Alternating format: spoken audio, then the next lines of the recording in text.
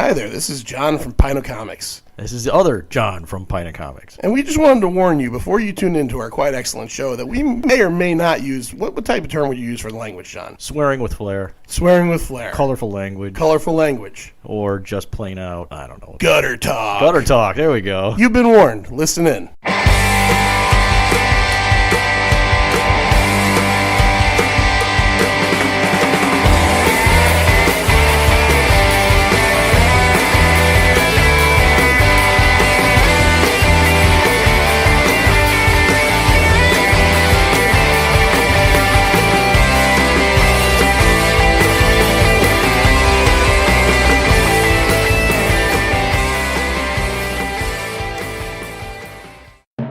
Welcome to the Pint Movie Invitational Series.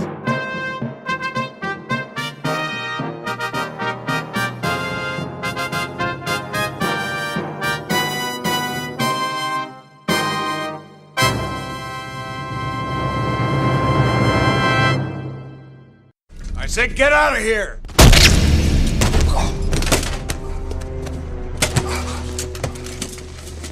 Nice place. Took us a while to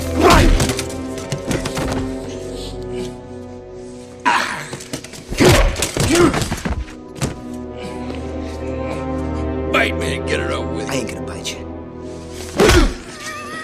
All right. Well, thank you to the voice of the Pint Movie Invitational Series, Andrew Morgan, for introducing us again.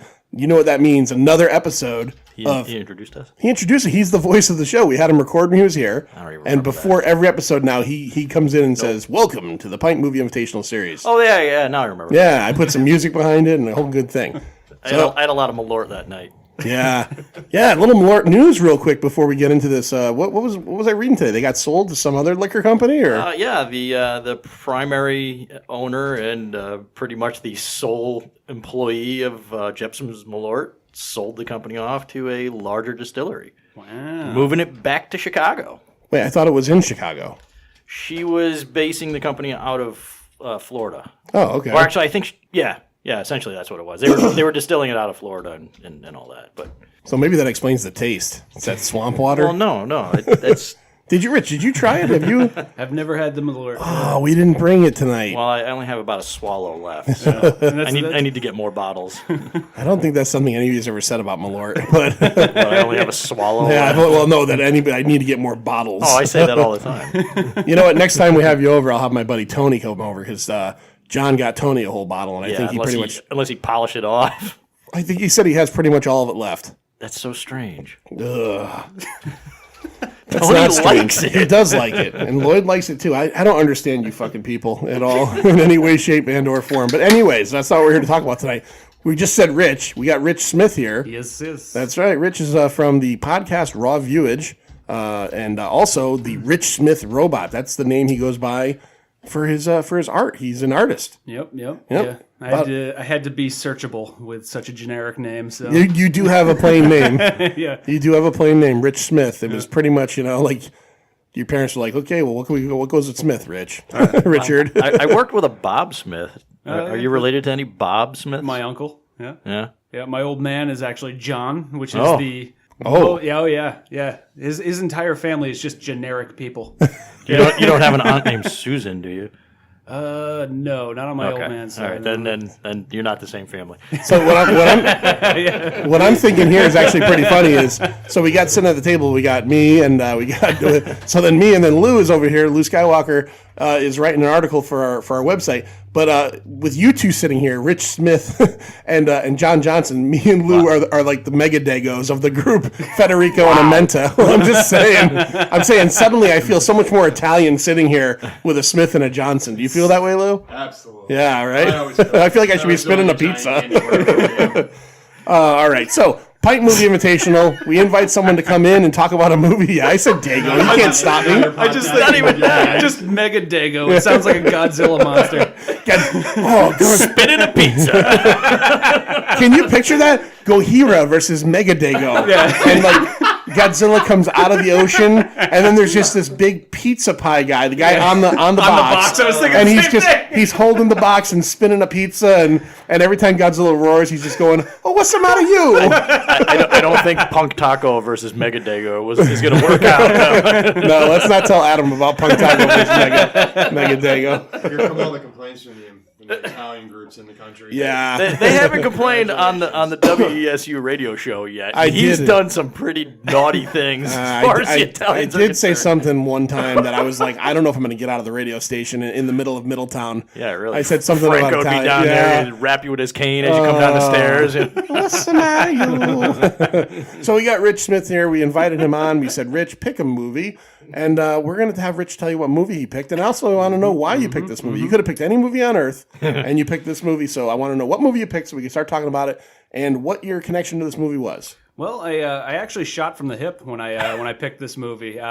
My co-host on Raw Viewage, Dave, and I came up for your old Burnside live event. That's right. Fun time. Are you trying to say that your choice was about 17 beers in? Is that what you're saying? Yes, it was. And it was 17 beers in, and somebody had actually off to the side mentioned the word Blade.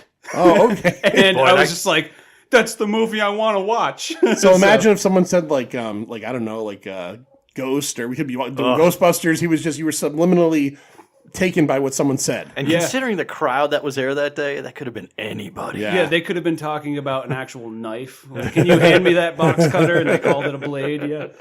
So you picked Blade, but there must have been some. I mean, it's not like you picked Blade and you're like, oh shit, I hate Blade. We're gonna do that. You know, I'm a fan of a lot of these types of flicks. Mainly, in particular, just the ones you don't think about. Right. You know, Like on Passenger a regular- 57. Yeah. Always bet on black. Yes. Yeah. The basically U.S. the- Marshals. Oh yeah, U.S. Marshals. Oh, we're or, gonna get into Wesley Snipes over here. Hold, please. Well, that's what I figured that's what he's aiming at, is the Wesley Snipes type of movie. Well, as a matter of fact, one movie that went through my head before I even landed on Blade was Demolition Man. Oh, geez. I mentioned this on the podcast recently. I rewatched Demolition Man. Cold as Haagen-Dazs. About probably like That's a movie. That's a movie from that time period, and that's a time like that was '93. That was a lot of stuff I liked back then. Yeah. And a lot of that stuff I could go back and rewatch and enjoy. And Demolition Man, I rewatched and I was like, this is not so good. I love Demolition Really? Man still to this day. Wesley Snipes is good in it, though. Yeah. I mean, he must be possessed. What was his Simon Phoenix? Simon right? Phoenix, He's got yeah. With his blonde hair. No, Simon Phoenix. we were just discussing how you guys have the plainest names on earth, right? John Johnson and Rich Smith. Meanwhile, in Demolition Man, it's Simon Phoenix versus John Spartan. Yeah. How many people have you ever met in your life with the last name Spartan? I don't think any. Nope. You know, and Phoenix. This is right? Sparta! I do know a girl. I do know a girl whose last name is actually Raven. And that's just badass. Like, that's the last name. I even told her, she married a friend of mine. I'm like, do not take his last name. You can't let that happen, or you got to have that Raven in there still. Yeah, I know a girl that's first name is Raven. That's She more. works on Thursday night. That's more emo. I went to high school with a kid named Storm Noble. Ooh. Yeah. He either became a porn star or a soap actor. No, I think he ended up being like a snowboarder or something. Okay, like well, that. that I would have gone with that as well. Shredded it. He shredded it. Storm Noble here. Wow. Was he like really good looking? I don't remember. I think he had You like, remember lot. Storm Noble? Don't you lie I about just your? remember the name, and I met him like a couple of times because I think he was a senior when I was a freshman at that point. So He's like a terrible hurricane in the hallway, man. When you would meet Storm Noble, though, would you feel like I was like, oh fuck, I'm Rich Smith and he's Storm Noble? Was that ever an issue or no? Or were you already so comfortable with your plain name at that point that? I was okay with it. I Yeah. felt like I had the upper hand anyway, because if anything were to go down, they would know Storm Noble. Yeah, But I could slip out the back. You- You you- see that guy, Rich Smith? Like, who? they actually admitted. Yeah, it's like he Rich Smithed his way out of here. Yeah, he So when you make an exit and nobody notices. he Rich Smith his way past the guards. Let me guess, we're going to do another 40-minute intro before No, we we're get to the gonna movie. get right there.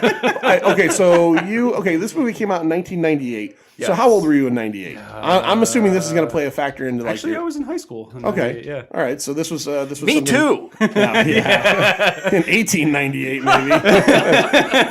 you old bitch. Spinning a hoop with a stick across the road. Wow. Whipping apples down the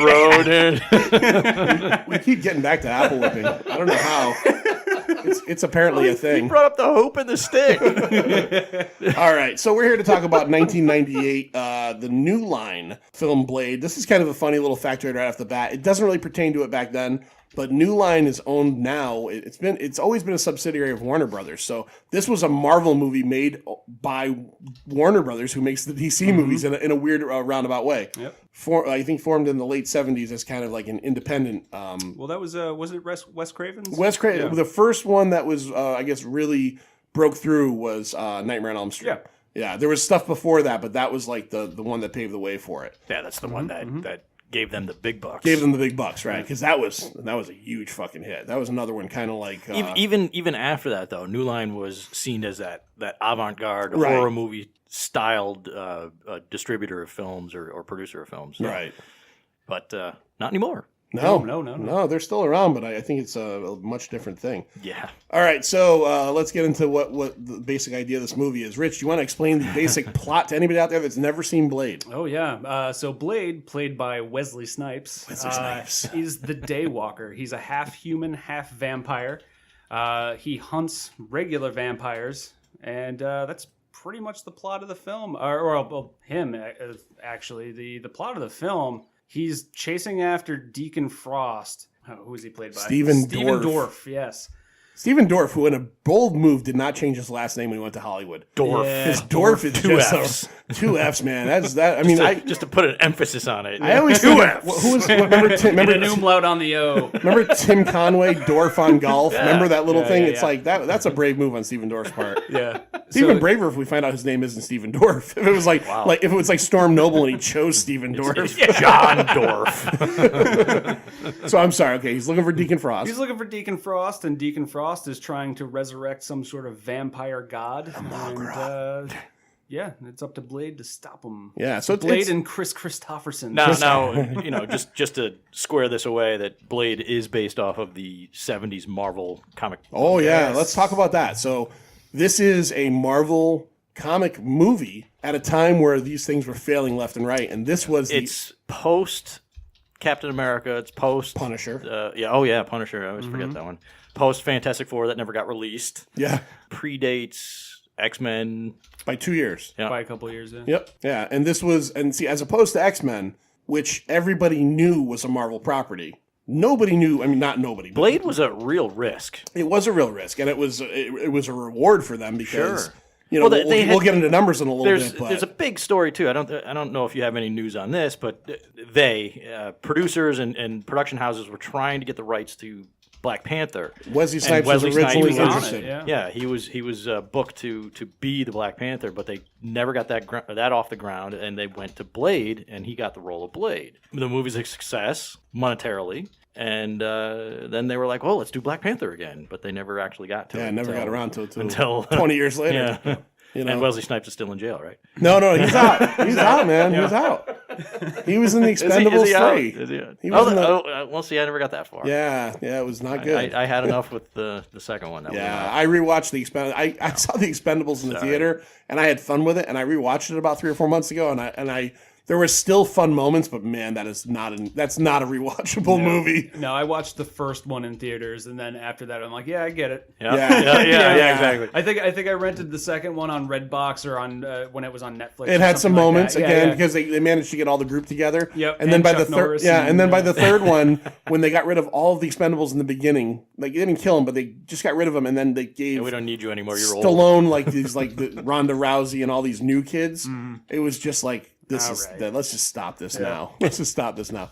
So Wesley Snipes comes in, New Line, David Goyer, he's I guess you could say he's one of those guys that. Let's get to him at the end of this episode because I got a lot to say about him. All right, so okay, let's get into. So you've got the director of this movie. This is an interesting story. An English guy named Stephen Norrington.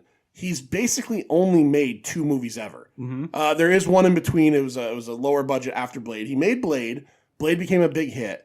A few years later, he signed on to do League of Extraordinary Gentlemen. Yeah. And he's never made a movie since. Well, That explains it. Well, no, what really explains it is Well, neither did Sean Connery. neither one did. And Stephen Norrington said that the reason he never wanted to do another movie again was Sean Connery. Oh, really? He said he Just was such destroyed a him? bastard and so hard to deal with. And to this date, Norrington has not made another movie. I think I read Has somewhere. he done anything in Nothing. He came from, his background was special effects. He was on FX Cruise. He worked on Young Sherlock Holmes, Aliens, Alien 3.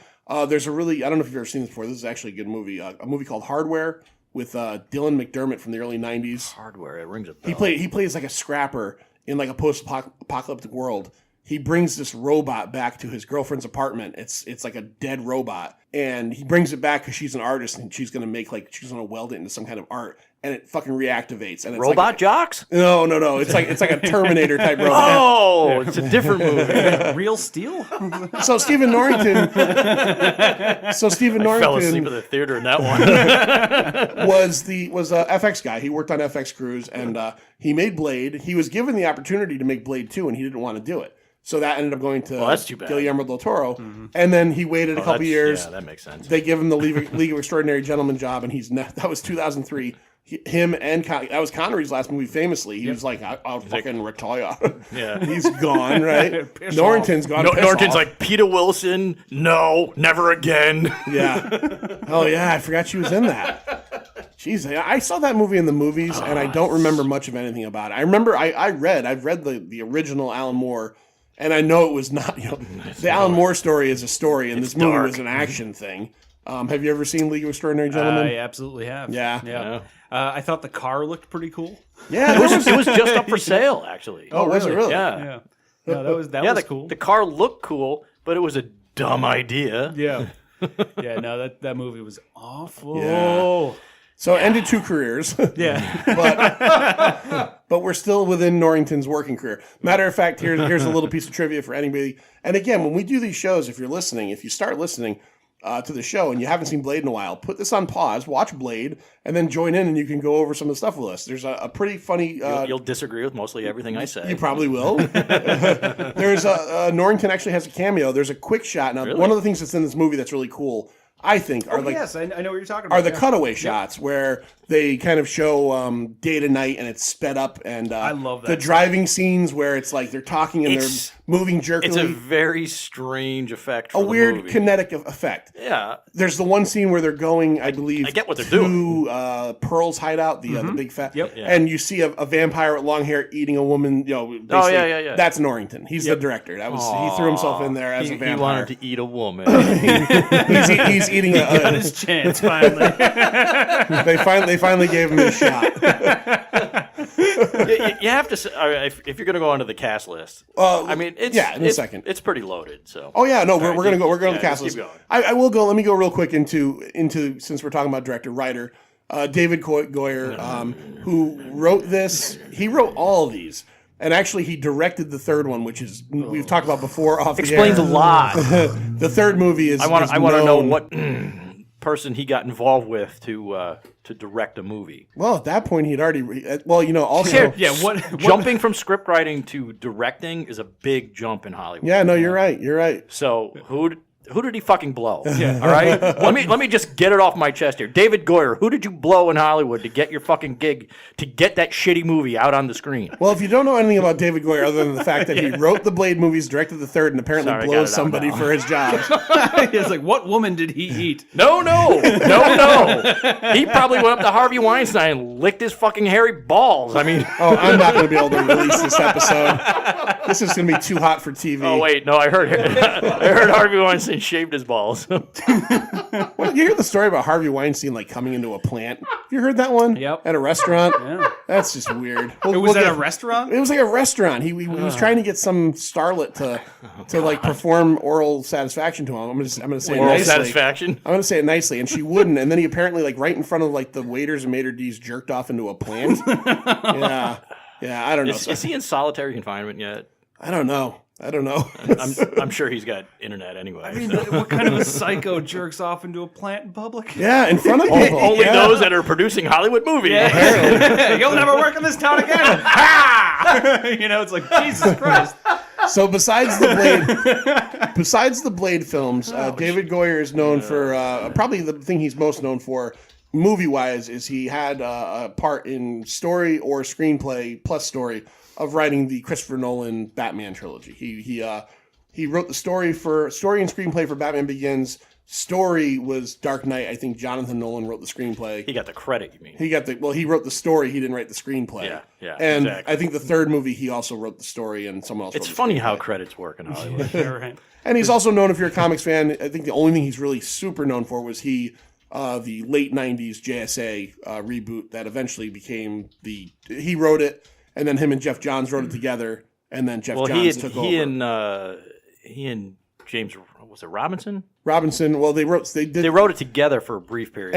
and he also apparently wrote some Starman with James Robinson. Like there was some side stuff. Well, there was a lot of stuff that Goyer did with Robinson. I think Goyer was Robinson's way into Hollywood. I don't even want to think about how that worked, but because I really like James Robinson.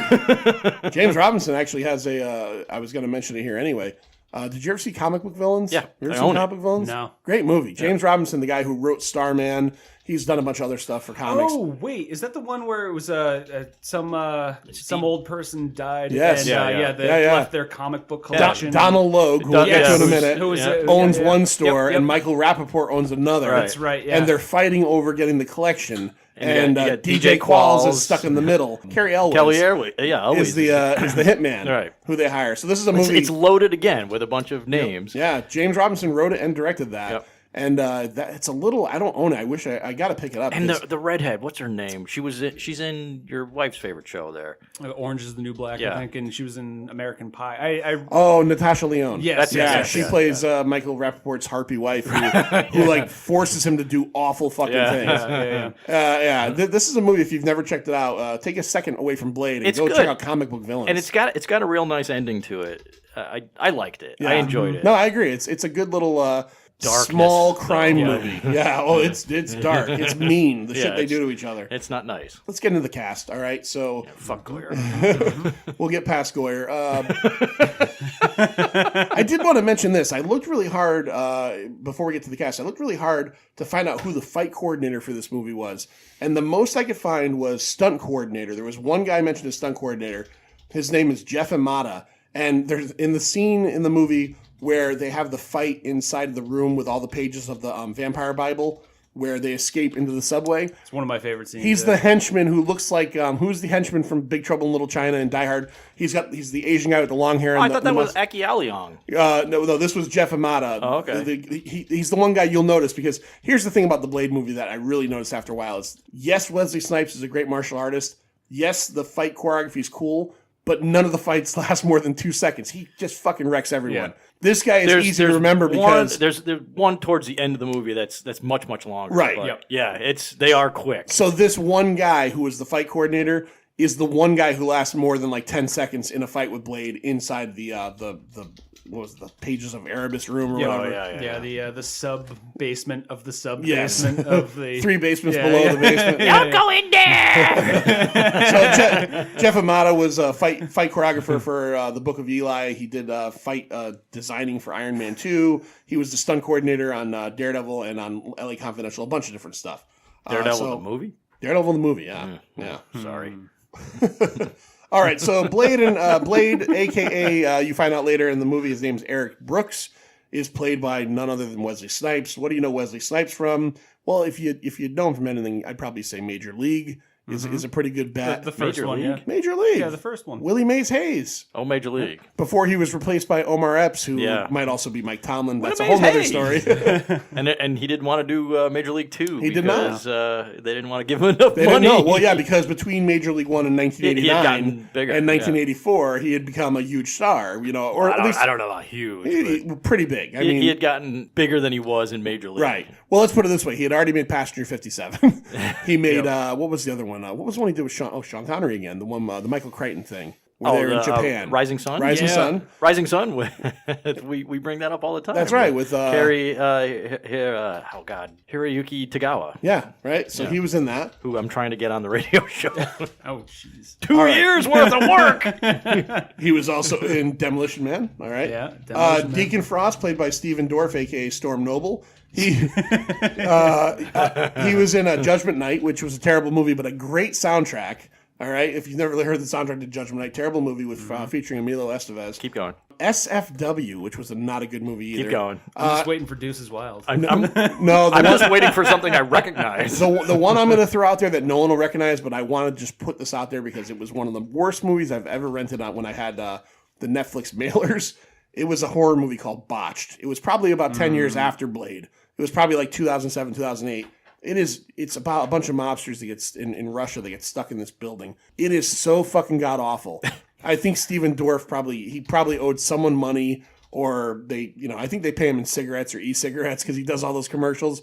If you want to see a truly terrible movie, go check out Botched featuring Stephen Dorff. I'm gonna fuck her name up, but Mbushe Wright. Nabuche. She was in. She plays Karen Jensen, the hematologist that ends up kind of hanging out with Blade. Fresh. She was in Fresh, which is a really good movie. I don't know if you ever saw that. She does not have a long Hollywood career. After that, she pretty much didn't do a whole lot. I guess she's like an art historian or something like that. I saw in her history it said she was also like a dancer at one point. Yeah. But she did Fresh. Fresh was a really good early '90s. It was about a little kid, like a 12-year-old kid that's he's like a mule for these two drug smugglers. And Samuel L. Jackson's one of them, and Giancarlo Esposito is the other one. And she plays, I think, his older sister, if I remember. It's a really good movie. And then she was also in Dead Presidents, which was which was like a movie about a bunch of Vietnam vets that start robbing banks. And she's the girlfriend of one of them, and she helps them out. That's very famous from has the white face paint and like kind of like the that was everybody's Halloween costume for a while. Around 1996. Let's see, Quinn, who was the main henchman for Deacon Frost, is played by everybody's favorite. Who doesn't like Donald Logue? Right here. Love Donald Logue. Donald Logue is just awesome. I mean, if you don't know Donald Logue, he was in what we just talked about a few minutes ago, Comic Book Villains. He had a show on Fox years ago called Grounded for Life. Yeah, it was but it was still he's probably pretty famous for that. Yeah. He was in Gotham, right? Yep. I think he plays Harvey Bullock. Harvey Bullock. He was in Life. He was in the second season of Life. Oh, with Damian Lewis, right? And here's a show that nobody knows about. It lasted 1 year. It was awesome. It was called Terriers. Have you ever seen Terriers? Nope. It was an FX show. It was on. That's why. Donald Logue played an policeman in this kind of like Venice Beach, California beach town, who is now a private detective. And his partner, I can't remember the actor's name, but he's like a kind of a character actor. He's an ex-thief. And Donald Logue's not? Well, but this guy, Donald Logue. This guy, you would just We need a redhead. What was that? He was in Sons of Anarchy too. That's right. You're right. He played a really big bastard. Yeah. And Donald Logue was in Coppers. If you saw that, I forget if that was on the. I think he was in Vikings too, right? I don't watch Vikings, but I think he popped up with that too. I fucking hope not. He was also on Law and Order as like a police lieutenant or something for a while. Jesus, too. This guy. He was in Zodiac. He's got a very long career at this point. Yeah, Terriers. Going from a comedic actor to some of the things that he's been doing lately. And he is truly a highlight of this movie too. Of Blade. Yeah, you have to give him credit because he's such a mouth, and he's one of those henchmen. I love when you have these movies where the henchman is just like he's like Starscream. He's just a pussy. But he's such an unusual henchman where Stephen Dorff doesn't seem to not dislike him. He seems to actually like him. Right. He likes having him around, but he knows he can't do his fucking job. Right. Yeah, he's like the dummy best friend. Right. It's like Stephen Dorff cares more about him than he does like his girlfriend. Right. But this guy just screws everything up all the time. His girlfriend Arlie Jover, I actually didn't write down the character name. She is basically every Eurotrash henchman in every movie ever. She basically just exists to say things like, "We're going to take over the world, fuckers." That's pretty much her whole role. I did find it really That's a quote from the movie if you haven't seen it. Bear witness. That was very good. She basically should be. I wouldn't be surprised. I looked. She really hasn't been in a lot. She was in the most recent version of the girl with the dragon tattoo, the one with Daniel Craig. I didn't see it either, but she was apparently in that. I'm assuming she's been in at least one Transporter movie because she just seems like she should be. But yeah, she plays basically vampire Euro trash henchwoman number 1. She has a name, but she does have a name. I don't even know if they say it in the movie. They spend a lot of time. Here's something I want to talk about in the plot of the movie is they really make it a point. Her and Deacon Frost really seem to have affection for each other. They're always holding hands or like putting sunscreen on each other and licking each other's faces. I'm like, I think that it was just kind of weird. Usually in movies like this, there's one scene where they kill. We'll get into it. But they kill Dragonetti. Mm-hmm. And they hold hands and like it's like are they trying to make us feel like there's a vampire love story going on here? And then Deacon bleeds that one familiar that he had, the one cop, yeah. And they both go in on him. Yeah. I don't know. But then he's like hooking up with Blade's mom at the same time. Yeah. Well, they're vampires. We'll get gotta into be sexy. We'll get into Blade's mom stuff because there's some weird shit going on with Blade's mom. Just a bit. Dragonetti is played by the great Udo Kier. Yeah. Who, yes, he's worked with Andy Warhol. He's done a lot of stuff. He's another. It's Udo Kier. Kier. I put down because I always think of him, even though this guy's been in a million things and he's been in so many better things and bigger things. Ace Ventura, Pet Detective, right? God. He's the guy in the bathroom. You're not even going to put down the last movie that we watched that he was in? I did, Cell Block 99. Yeah. Brawl. Have you seen Brawl in Cell Block 99? I haven't. I've been... Change that tonight. Go home, change it. Yeah, people have been pestering me to do that. Yeah, because I remember... You'll watch that movie and go, why did I ever watch Blade? Yeah. I wasted so much time. Yeah, did you see Bone Tomahawk or no? No. Oh, Jesus, you've got to fucking... Watch them both back to back. Okay. You'll Well, yeah, Bone Tomahawk. That's Kurt Russell, right? Yeah. Kurt Russell. Oh, I'm into that. Same director and writer, S. Craig Zoller. Oh, by the way, just to go off road real quick. Yeah. not that we haven't done that. Yeah, Kurt Russell's kid killing it right now. He's Wyatt Russell, yeah. Yeah, he's in Overlord, which is coming out I pretty want to soon. see that. And it looks awesome. Yeah, it does look good. He was in Goon 2 and was amazing. Like he was like the spitting image of his old man. Like I want to see him in a remake. He was like, actually Escape from New York. He was actually Kurt Russell's kid was actually a like a pretty big hockey prospect for a while. Yeah. And he kind of got the acting bug. But you're right. I really enjoyed Goon.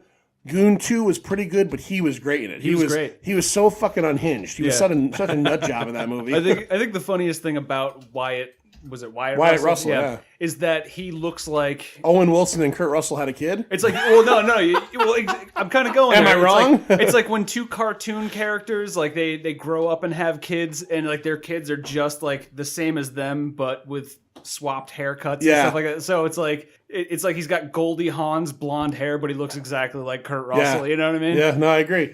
You're right. He's good. He's a good actor. Suck it to me. All right, what else we got? Oh, we can't leave out. Okay, so we got Dragonetti, Udo Kier, Cell Block 99, so Ace Ventura. Who could forget Whistler? Abraham Whistler. Chris Christopherson. Chris Christopherson. God damn it, Blade. Who we all know from the fifth remake of A Star Is Born, not the current seventh one, and also Farm Aid. Every year, Farm Aid probably. He's been in Convoy. Convoy. He co-wrote me and Bobby McGee. Yep. Right? Yeah. So I mean, this guy's been around forever. And he was also a big country music star. That's what I'm saying. Farm Aid. Yeah, Highwayman. Yeah. Every Farm Aid ever, and I mean, I worked a show with him and Willie Nelson. Met both of them. Please tell me he was cool. He seems like a cool guy. Oh, he was awesome. Okay, yeah. He was also this is post him cleaning up because he was a big drunk for such a long time. Makes sense. He and Willie were not sober that night. Obviously not with booze. Willie spit on my friend. Holy Christ! I didn't know where this was going. He spit on my friend Bob Smith's shoe by accident. Did the shoe float away? No, it was so funny. We were just like coming around the corner from each other, and we're paired up, and they're paired up, and we literally walk into them, and he's just hawking a loogie, and he spits it right on Bob Smith's shoe. No relation to you, Rich. Well, yeah. we don't know that. Well, not that we know. It was so funny because he's like, "Oh man, sorry." He made us come back to their tour bus after the show to get autographs from everybody. If you're going to get... Look, there's a lot of situations in life where you might get your shoe spit on. If it's from the red-headed stranger, I'm okay with that. I got to be honest with you. You know what I mean? Donald Logue? It was such a weird show. It was like this weird country blues show, too. And Christopherson and Willie, it was like Christopherson, then Willie was the headliner, and they were opened up by this act from Vermont. This really really attractive brunette from Vermont that was just getting into the business, and boy, did they like her. Oh, hey. Snoop Dogg said the only person that's ever smoked him out was Willie Nelson. I watched the interview. They asked him straight up, like, you know, you're basically made of weed. Has there ever been anybody you can't keep up with? And he's like, fucking Willie Nelson. Yeah. Oh, my God. What a show that was, too. I didn't expect it to be good. It ended up being very good. And I got a whole new respect for Chris Christopherson at that point. And that was 92, 93. Don't date yourself, buddy. You're only 29. I was very young at the time. Very young. I'm going to go out on a limb and admit this right now. I'm not going to go rush out and see it in theaters. I kind of actually want to see that Star is Born, the new one. I don't know. Bradley Cooper, I don't know. I'm hearing really good things about it. They're saying it's really good. Have you seen any version of The Star is Born? No, I never have. That's what I'm saying. It's a really depressing movie. Oh, yeah, I'm sure. So I didn't realize that there were already multiple versions of this movie. God, yeah. But I also... This is like the 6th, I think. Yeah, I didn't know that. I also have no interest in seeing this movie. Really? Yeah, no, I don't. I just don't like to be bummed out when I go to the movies, you know? One of the things I kind of liked about this movie was that when I saw the previews, I mean, and not that my wife's no a one fan. expected it to be making any money. Well, not either. just that, but I'm like, that's fucking Lady Gaga? Like, just because you're so used to her, like, dressed like a fucking robot, or, you know, or like a Megadago. Lady Gaga as Megadago. No, Lady Gaga is the one that summons Megadago. And then she spins pizzas. Pray to Lady Gaga. All right. If that's the way he flies, by spinning a pizza. Rich, can I ask you this? Yes, go Can ahead. you do this for us? Because you were so awesome to draw up. Well, we're going to put the pictures up. You're an artist. You're a great artist. And you drew up a couple Blade. Could you draw up a Megadago for us? I could probably do that. I would appreciate that. I could be coaxed into a Megadago. I would so appreciate that. I will find a spot for it with pride. Right above the mantle. All right, so let's get back to Blade. There's one other person in the cast that I wanted to mention, and the only reason I wanted to mention this person is because as I was watching the movie, I went, well, okay, two people. That guy. Two people. Traci Lords is. Oh, well, Traci Lords. In the beginning, you may know her from stuff you should never have watched because she was too young at the time. No, the guy She was? she brings to the blood rave. So I've seen this movie. Yeah, I was trying to find his name somewhere. Is he the guy from Jessica Jones and Sons of Anarchy. Oh, okay, yes. Kazakh. Yes. He's the one they burned his tattoo. No, off, right? no. He's the one. Okay, so his name is Kenneth Johnson, right? Yeah. Much younger in this movie, and I'm like looking at his face. I'm going, I know this guy. He played Kazakh. Kazakh came in as I think a nomad in like the middle seasons, and he had a what was it, like a feud with Tig that lasted like for 2 seasons.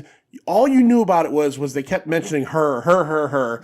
It turns out it's a dog. It's a dog, right? Yeah, They fought over a dog. That's why they didn't like each other. And he dies in Sons of Anarchy. Spoiler alert if you haven't seen the show yet, but you're 5 years too late. He steps on a mine at one point. Remember, there's something, I don't know, someone put a mine down, he steps on it. But that's him. Okay, yeah. Kenneth, his name is Kenneth Johnson. I think he also... No relation. Yeah, no relation to this Johnson. I think he also played... Jury's out still. Because... 23andMe is pending. The writer for Sons of Anarchy also did The Shield. He played one of the cops on The Shield, I guess. I've never seen The Shield. So, but as I'm watching the movie, I'm going, I know this dude from somewhere. The guy looks so familiar to me, too. He's a character actor. I've never seen Sons of Anarchy, and I never will. Yeah, he's a character actor. You would just... And he's been in other stuff. He's been around. But I've seen Traci Lords in a lot of things. don't. Yeah. I don't. The statute of limitations. You might want to just keep that down. Well, just because I've seen it, I don't own it. That's a whole different story. Yeah. Also, I want to say I forget if this was her. It can't be her first. No. She was around for a while. She was in like Earth Girls or Easy. Yeah, this or was something at like this that. point. She was. I think she was in like a bunch of horror movies. She was like 32 or so when this came out. You sure about that? Yeah, because I looked it up the other day. She's 56 now, and that was like 20 You sure years about that, too? Well, yeah. Let's be honest. She's not too honest about her age at any point. We don't need to keep talking about her telescopic boobs. So I was surprised that it was only like she got like screen credit right off the bat, too. Yeah, she was in the opening credits. Yeah, and then she's gone. I wanted to bring that up too. Something that surprised me about this movie, especially knowing about Wesley Snipes. He was a producer on this, and knowing that he's kind of an egomaniac, which is not, again, he wouldn't do Major League 2. He's kind of known that way. I wouldn't blame him. I was really surprised when I watched this the other night to see that Stephen Dorff is above the title as well. Wesley Snipes, Stephen Dorff, Blade. I'm like, wow, I would have thought that would have been Wesley Snipes' Blade, figuring, he's just too big to do that. He got it in Blade 2. Well, yeah. Which made a hell of a lot more money than Blade. Yes. Yeah, well, we're going to, before we start getting into some of the specifics of the movie scenes and stuff, we're going to go over some of the box office numbers, what it cost to make, and what came out around that time, and what it was competing with. So, Blade, the first Blade was released on August 21st, 1998. It was made on a budget of $45 million. It looks pretty good for a $45 million flick. Yeah, I would say if I watched it, I would say that could have been like 85 to 100. And at the time, they were considering it a moderately budgeted movie. And you look at it now and you're like, it looks like a low budget movie. I wouldn't go that far, but you're right. There's some of the CGI. We'll not get super to that. low, but. Domestically, through its run, it made $70 million. So it basically almost doubled its budget. Yep. Worldwide, it was 131. Right. So this definitely was a hit. This definitely got people looking at Marvel properties again. Not to mention when you stack on the VHS and DVD when it finally was released. Right. They tacked on a hell of a lot more. Oh yeah. Let's see. It was filmed from February 5th of 1997 to June 6th of 1997. Filmed in some of it was filmed in London, L.A., and as I mentioned, it was L.A. now. as I mentioned on the Thing episode, I had a hard time saying this city, Vancouver, British Columbia, which I think I pronounced as Vancouver, British Columbia. I couldn't say it. Wow. The week ending. That's when he was possessed by a demon.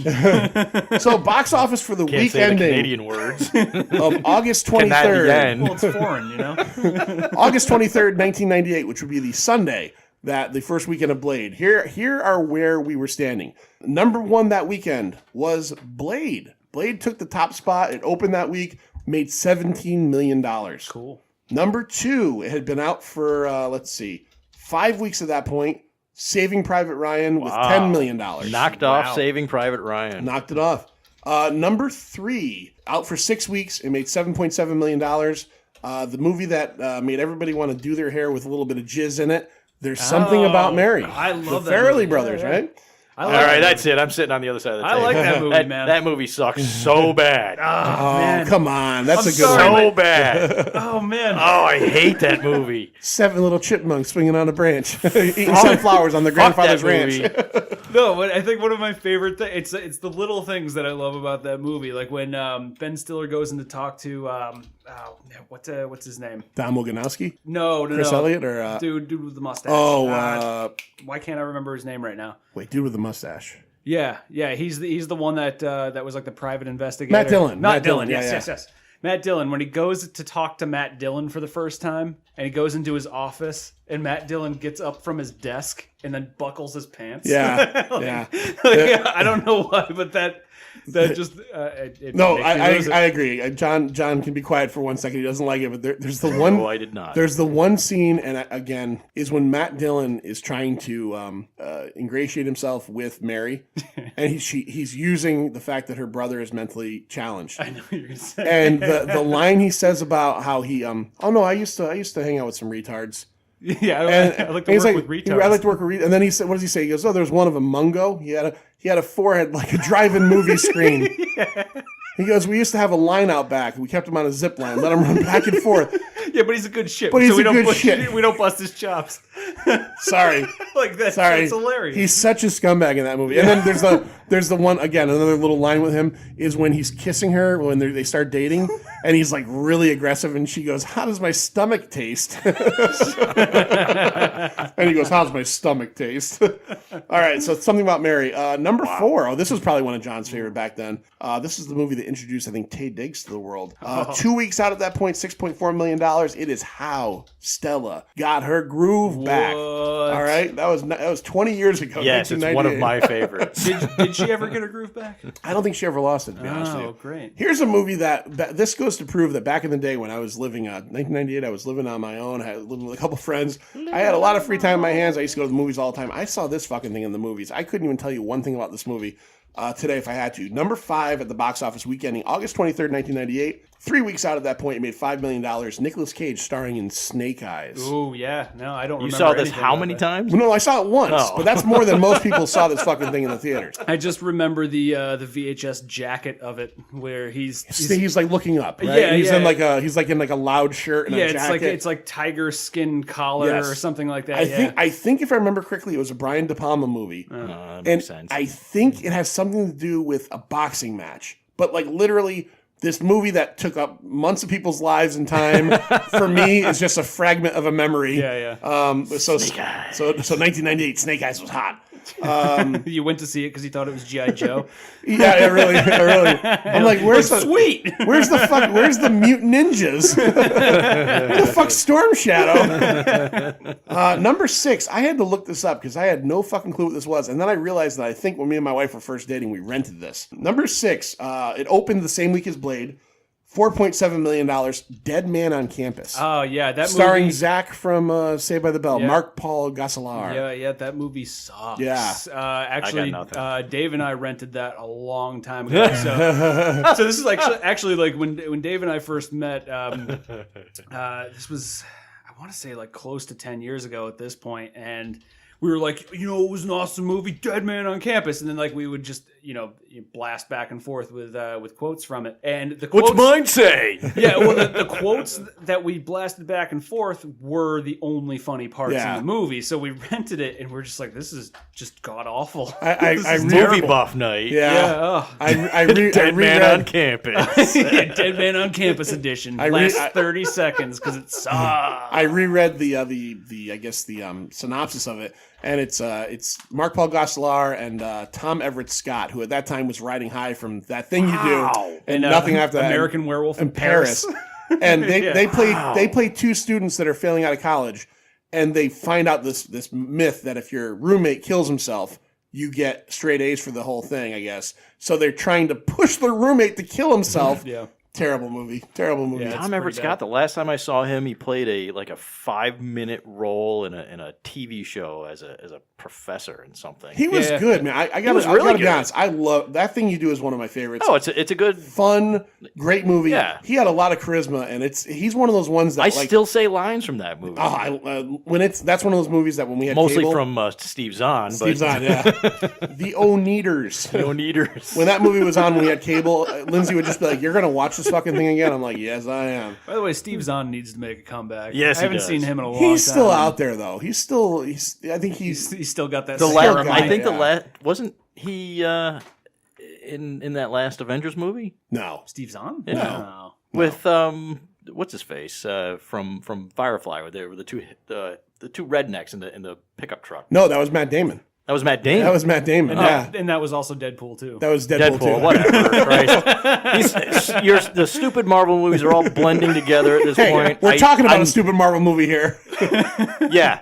All right, number 7. Yeah, and I haven't even started yet. Because you're going on a list of fucking movies from 1997. Oh god, it's bringing us out. he's getting crotchety. Oh jeez. Getting. Number 7. That's my secret, Cap. I'm always crotchety. $4.5 million. Out for 4 weeks at this point. Ever After, A Cinderella Story. Oh, is that the one with? I think it's Drew Barrymore. Yeah. I saw it once. Number 8. Jesus, there was some shit movies out this weekend. Well, now you know why it came out at number 1. Yeah. Number 8, and here's one that It's like all this shit Aside and from one Saving decent Private Ryan. action movie Yeah. that's not blood and guts in World War II. So It opened at number 8, made $4.5 million. I don't even know. It's a movie called Dance With Me. No clue. Skip it. Nope. vaguely Number recall the 9, title. out for 4 weeks, $3.8 million. The Lindsay Lohan double starring Parent Trap. Oh wow. The remake of really? the Haley Mills movie. Jesus, And at she was number like, 10, what, 11 then? and at number 10, we get right back to John's Avengers. It had been out for 2 weeks at this point, made $3.6 million. The Avengers. Oh, the Sean Connery, I've sent John my Steed. bumblebees to get you. John Steed. That was a movie you say like you and Dave had watched. I rented The Avengers, and that was one of those few movies that I got like 10 minutes into and went, "Fuck this." I liked the balloon things that they used to like walk across the river in. That was about it. See, I didn't hate it because it felt a lot like the 60s TV Like the show. TV show? Yeah, it felt so much like, except for the fact that Patrick McNee got a cameo in it, and they didn't even put him. It's just his voice. Oh, and that was also Sean Connery in that too, right? Yeah. He played Mother, right? He supposedly bought all the copies of this and tried to I've burn heard them. that. I've heard that. He hates this movie emphatically, more so than League of Extraordinary Gentlemen. You know what's really weird? Extraordinary Gentlemen. You know what's really weird about the Avengers movie too is Jeez, that I'm only 2 beers in. I can't even say extraordinary. I looked this up a while ago when I was looking up this movie. The director of the Avengers movie, so the 1998 Avengers movie, his only other big movie credit was National Lampoon's Christmas Vacation. It's just weird when because I don't know, you tend that to think his of last credit before that. but I don't know if it was the last one before that, but it's just it's so big weird. Yeah, it's like Tarantino making a Garfield movie and then Pulp Fiction. You know what I mean? Like it just doesn't seem like the same guy. And that's what I wanted to mention real quick before we get into some scenes and some stuff really in Blade. I need a beer. is go ahead and get it. The director of photography of Blade, which this is a really good looking movie in terms of, there are some really cool angles or some really cool shots. It's a guy named Theo Van de Sade. But here's the weird thing about Theo Van de Sade is that he makes this movie Blade, which is this really kind of kinetic movie. And most of his other credits are Adam Sandler movies. he was the director of photography. He did Big Daddy. Wow. He was the director of photography on the first Wayne's World. He was the director of photography on Little Nicky. He was the director of photography on Grown Ups 1 and 2. So this guy who made this movie, like there's one shot in particular I wanted to say I think is really great and inventive in Blade, is the very last scene of the movie where Blade is fighting Deacon Frost. And it's the last shot where he throws all of the EDTs. He throws all of the vials at him. Yeah. And they do that kind of like really quick, where it's kind of like focusing and moving around really fast. Mm-hmm. And yet this guy goes on and makes like Little Nicky and shit like that. Well, I mean, he did Wayne's World. Wayne's World rocks. Wayne's World does rock, but Wayne's World, you didn't need anybody special behind the camera. No, for Wayne's you really World. didn't. You know what I mean? So we've gone over a lot of the stuff about Blade, about a lot of the ephemera, a lot of the making of and all that stuff. I was just the beer fairy. So. You were the beer fairy. John did get some beers for us all. Rich, what are some? Let's start just going through kind of like some of the action scenes of this movie that really stay memorable to you, or upon this recent watching, you go, wow, man, this really was a cool scene. Think about the very beginning of the film. Oh yeah, just the,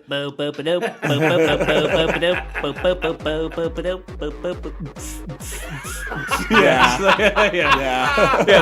That's why that's memorable. I actually think that scene's pretty cool. No, that scene is really cool. Actually, I think my favorite part of that scene. This is the blood rave scene, Yeah, the first scene of the movie. Right, yeah, first scene of the movie. So what it is Traci Lords coaxes this guy to come into a nightclub with her. With his heat-seeking dick. Yeah. it's my heat seeker. Yeah. By the way, he's credited in the credits as heat-seeking Dennis. Is he really? Yes. I like that his name is Dennis for some reason. Yeah. I'm heat seeking Dennis. Seek that heat, girl. Oh, see, now I've got a cyberpunk character name. There you go. Seeking Dennis. Yeah, so Traci Lords drags this guy in there, and you know what? It seems like here's what I really like about this is right at the beginning when she's bringing him in, they go through like this meat packing. I know this scene's pretty cool. Really cool, and it's like they're chopping up like racks of ribs and stuff like that. And even though I know it's coming, I still miss it every time. They bring this whole like just cart of meat toward the camera, and it's kind of off the side, but that meat is actually like a body in a bag. Several of them. Yeah, several of them. And he sees and he it. gets He bumped. sees it. Yeah, he gets bumped by it. It's like, what the fuck? and then he kind of snaps back into it because he's seeking heat, right? He's gonna get laid. So they go up to the bouncer, and she yells out the password or whatever. Oh, and then let's not forget that vampire language is basically like Russian. Yeah. Like, it's a lot of yeah. it's a lot of like guttural noises. Yeah, I thought it was Polish. It could have been. It might have been. So they go into the rave in the back of this meat packing joint, and he's trying to dance. He's trying to dance with all these broads and all these and whatever, and they keep pushing him away, and then violently. And he's like, "This sucks." He bumps into Stephen Dorff. He gives him a look. Stephen Dorff gives him that fucking blue steel. Yeah, and he's like, "Son of a bitch," So blue steel. At this point, Zoolander. The Zoolander look. He starts feeling something on his face, like little drips, and he thinks it's water, it's blood, and then the sprinklers light up. Sprinklers are filled with blood, and it turns out everybody's a vampire. Now, what I love about this, too, is that going into it, you know that this is some sort of vampire lair, and you think that maybe it's a couple of them in there. Maybe she's going to drag them in back, and they're going to do them in the everybody in there. Everybody. Yeah. He is the only human being in that entire place, and that's what made it cool. And I also like the fact that you realize, like, when I saw it when I was younger, you're kind of like, well, why are they, like, just not ripping this guy apart? They're playing with him. Right. You know what I mean? Like, they're all playing with him. Yep. And so, the blood starts. I love the fact that the music gets to a certain point. Yep. It crescendos, and then the blood starts coming down.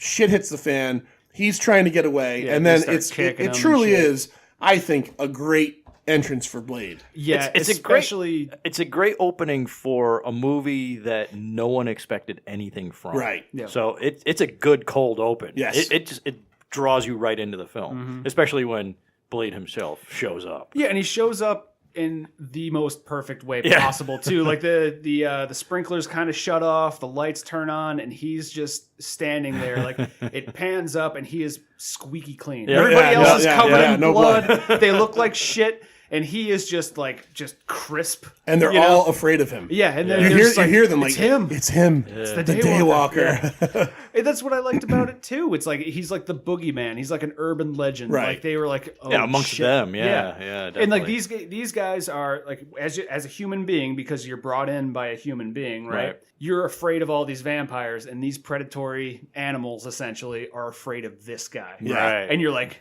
fuck. Yep. Shit's gonna get real right now, and it does. He whips out a shotgun and starts blasting. Oh yeah, and you gotta like. This is the one thing I really enjoyed about the movie, and I still do like it. Is the way he's able to dispatch vampires and quickly, and they don't hold back on the disintegration of the vampires themselves. I mean, that. You sit there and you go, what is he using to just kill them off that quickly? Well, let's get into that. Which is kind of cool. Let's get into that real quick. Let's get into. Because every kind of different every vampire movie is going to be different. So what are the rules, Rich, of killing vampires? What works and what does not work that we're used to hearing about in all these other movies? Well, according to Chris Christopherson, crosses don't do squat. So silver. So you could use like silver bullets. Yep.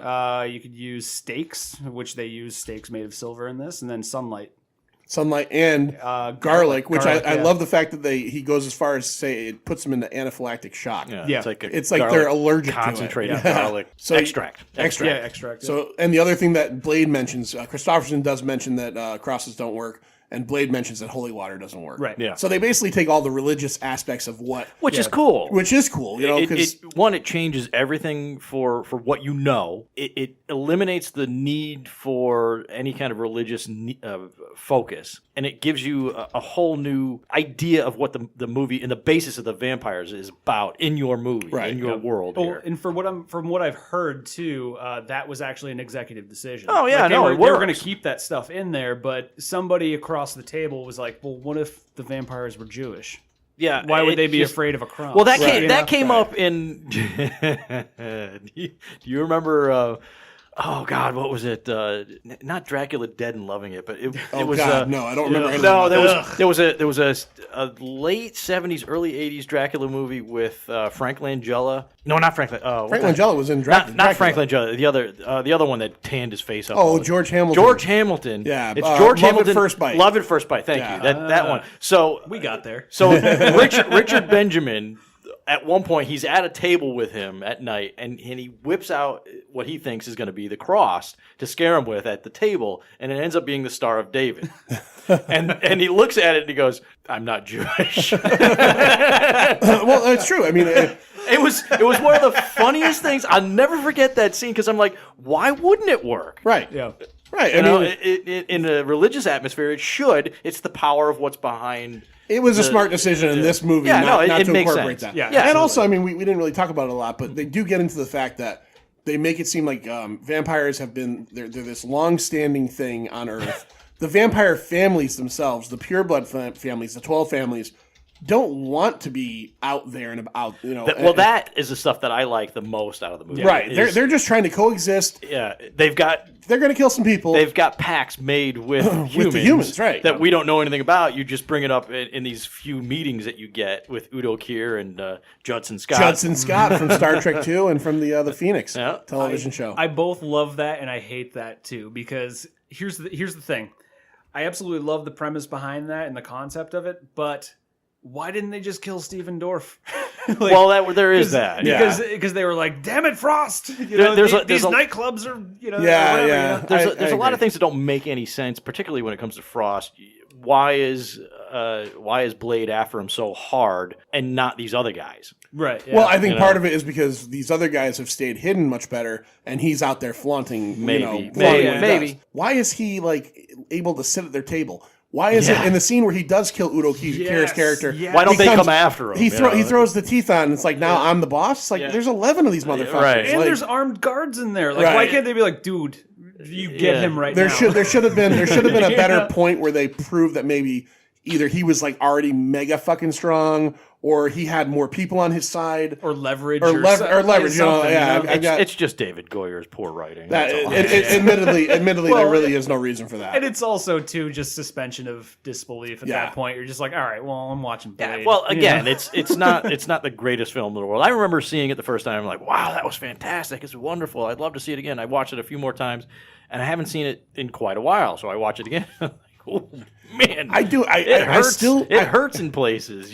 For me, you know, growing up, when I grew up, when I think of like action movies, I equate it to like the 1980s. And I think Blade is one of those rare 90s action movies that is fucking rocks. That just, because there was a lot of like just not really great action movies in the 1990s. Even the ones that people really liked a lot, I just didn't always get behind. Independence Day, didn't get behind that. You know, Well, that's not a great movie. but I'm saying Blade I still like that. I still like it, but it's not a great movie. That's like one of those movies. If it's on, I'll watch it. Like I will. it's He like won't. on TV. I will. yes. No, I will truly admit that the speech scene is great. you're like, no. Where's my copy of Speed 2? Yeah. Now this fucking guy. Now we learned a little bit about the vampire rules. Let's also learn something that we didn't know before: is that sunblock. So sunblock will apparently keep vampires from blowing up in the sun, as well as motorcycle helmets. When they kill Dragonetti, when Deacon What a Frost and his terrible way crew, for Udo Kier to go out of a yeah, movie. You know? yeah, they Just- pull his fucking fangs out with pliers. and it's like if He he's, looks if so he's a, sad, If too. he's a full-on vampire, not born, not made, why doesn't he have like super strength and all this other stuff? Yeah, you know? and also- these other guys seem to. Well, I'll tell you where he does have super strength is when he blows up. He blows the fuck up. Well, like yeah, they actually there have is to like that, fucking yeah. move. Yeah, I know. Yeah, that was funny. They like spread out and boom. makes me wonder if maybe they put a little too much explosive there because everyone backed off real fast. Stephen Dorff lost like 40% hearing in his left ear. Luckily, he was wearing that motorcycle helmet to save him from the sun. Why he started vaping? Yeah, It's yeah. PTSD. He started on those what are the blues or whatever. I tell you, half the budget must have been spent on Donald Logue's makeup because He's all kinds of. Oh fucked my up. god, the crispy, if like he's the not- burnt up charred one. yeah, if he's not like totally burnt at one point, Yeah. he's at least recovering from it. Yeah, so he's he's all halfway flaky. burnt, yeah. Yes. He's missing arms. That one time when I grew it back, and he pulls the glove off, and He's got the weird hand. fangs and Yeah, all that. yeah. I really like. We were talking about the blood rave scene earlier, and I love how it ends. Is he Blade pins Quinn to the wall with the two stakes, and then he's got the heat seeker dentist like at his feet, and the cops are coming, and he just over his shoulder throws the light or whatever, and just sets him on fire. Right? Getting real tired, Yeah. chopping you up. Figured I'd try fire for a change. I like the fact that like they kind of established that he's been beating this guy Yeah. to a pulp for years probably, and it just gets worse throughout the movie. Oh yeah, I do, and in that too, the human that's the He's just left like crumpled sitting there. He's left there, and Blade checks his neck for bites to and see everything. to see if he's a And familiar. then he just or if he's leaves dead. him there. You know, he's like, "Yeah, you're okay." But that's what I liked about it too. Is that Blade was the perfect anti-hero in this movie. Like he wasn't killing vampires because it was the right thing. He was doing it for revenge. Yeah. Right. Like he was doing it because he hated the fact that he was feeding on people when he was a kid. And the fact that his mother was bitten and stuff like that. Right. So he was just going after everybody at that point. And you get a lot of feeling. At least this is one thing that was done well, was the relationship between Whistler and Blade. Yeah. You get a lot of information from Whistler. You get a lot of information about Blade from Whistler. So Whistler, you can extrapolate what their relationship has been for without quite a while. knowing too much. You know that Whistler found Blade, and he does tell him tells Jensen he finds Blade as a kid.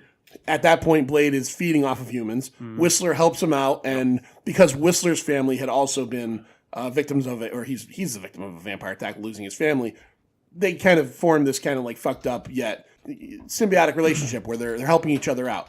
And he actually, she says, "What is he in the most self-destructive way?" Yeah. Well, what is it? Like, he makes the weapons and I use them, or whatever. Is kind of like the statement that they make. But I don't know. I like the relationship, and the other relationship that I liked in the really movie well done. was that they never once try to force romance between Karen and Blade. Yes, they never even attempt to go there. The closest they go there is they make it at the end when he is completely drained of blood, and he has to. I mean, he's basically like sucking the blood out of her to the point where she. Talk about it's almost orgasmic. sexual. It's no, sexual. It's totally orgasmic. It's totally sexual. Which is something that comes up in all of these vampire movies. Yeah. But to bring her character up, which makes me laugh, not especially now that I've watched it yesterday, actually. She comes into the role or into the movie, and she's already got a boyfriend that she's got to push off. Karen. She's gonna deal with that guy right away. Boyfriend. So she's the hair on the boyfriend. The classical. We've stuck her in this movie because she's important. She's a blood worker. She's a hematologist. Yeah. She works with blood. Oh God, how much easier can you make this work together, right? But as the movie progresses and she gets more involved with Blade and Whistler, do you notice she starts losing the science look? You know, the lab coat is gone. Yeah. She starts getting the belly shirt, the super tight pants. Well, she had to stop in her apartment and get all of her slutty clothes. Sexier and sexier as the movie progresses, and I'm watching it. I'm like, why did she never become a bigger star? Yeah, I don't know. Honestly, I mean, it's surprising the way that they're producing her through the movie. It's just. She is the sex object. She's the sex symbol. She's been bitten. She's going to turn into a vampire, and that's another thing that I never actually kind of caught in the movie before. Is did she cure herself or not? We don't know. She seems positive of it, but then at the end of the movie, and then especially, and then after he bites her and sucks her blood all out, but a vampire cure again. Yeah, right. I guess you don't have any blood left. We're gonna cure you. I guess we don't know the rules in this world, but like in a there lot are of them, none. It's a David in a Goyer lot of them, universe. you have to drink from the vampire's blood. A vampire could bite you, and a lot of times they'll use the familiars for that. They'll use them as like blood bags, but it doesn't turn them. In this one, it seems like the bite turns them because the bite that Quinn, when he's that crispy fucking monster, when he bites her, that's. And I want to bring this up too because there's two. So in that beginning scene after he sets Quinn on fire, his body goes to the morgue and he awakens. He kills Karen Jensen's boyfriend who has terrible hair. Ex-boyfriend. Yeah, he has awful hair. Awful. Like he's got this like a Bobby Brady haircut. It's just so strange. Quinn bites her. That's where this whole adventure starts. There's two great things that happen in this scene. Two really great things. Number one is when the security guard, now at this point, Blade hasn't said a word in the whole movie. When the security guard shoots Blade in the chest. Yeah. Motherfucker, you out of your damn mind? Yeah, that is something that pulls me out. That and the final line that Blade delivers when he kicks the syringe. Yeah. Those are the two lines that pull me right out of the movie because the whole time Wesley Snipes is playing it like Batman. It's like, you better look around, like the world you live in is just a sugar-coated topping, And it's like, and then out of nowhere, he gets shot in the chest wearing a bulletproof vest. He's like, motherfucker, you out your damn mind? It's like, when did you turn into Simon Phoenix? Yeah. I howled because I had forgotten about that line. I started howling. I was like, He tilts his what? head. Yeah, he tilts his He head. does the whole And it's like, thing. what It's the fucking fuck? great. Yeah. And the other part that I absolutely love in that is so they're trying to escape when he throws her out the fucking window. Yeah. And then he does the smile. But just the way he throws her out the fucking window, like I think he knows at that point she's been bit, so she probably ain't gonna die from it. And he's also smart enough to know that Bring it home, strays now. he throws her 80 feet from building to building onto like a tarp. And then he jumps because he's fine. He's a fucking daywalker. And then like when they get up, she's like her shoulders out, and she's like, my shoulder. She's all fucked up. It's like you just threw her across two buildings. Because when she has a shoulder dislocated and you fix it, later on when he has one that's dislocated and she fixes it, Yes. Yeah. it evens out the score. It does even out the score. Yeah, see that I thought about that scene too because I watched it and I was like, oh yeah, that's right, I forgot about this. Like, why didn't she break her neck? Yeah. Or anything. And then I was like, all right, well they at least gave her an injury, like she dislocated her shoulder. Right. But my thing was like, how did he know that landing would be so soft that he can chuck her down? And you like, gotta kind of at wonder least though, 3 stories. Yeah. as we're talking about Blade's character though, and how he made it. You out your damn mind? How we're talking about Blade's character and how they Like made we got it. into next Friday all of a sudden. Maybe he doesn't care. Yeah. Maybe if he throws her across the roof and she dies, he's watch just that. like, fuck it, she's dead. You know what I mean? And that's the, I tried. You But know, she'd come back to life anyway if she was bit. Right. So. yeah, and that's the thing, though. I mean, you see that throughout the movie that he just doesn't give a shit about people. There's really. Right. quite a bit of You things know? he just doesn't care about. I really love the abuse that he gives the fucking cop. Yes. Oh yeah, that's There's that fantastic. one scene. He's a familiar. when he kicks him across her floor. You know what I'm talking about?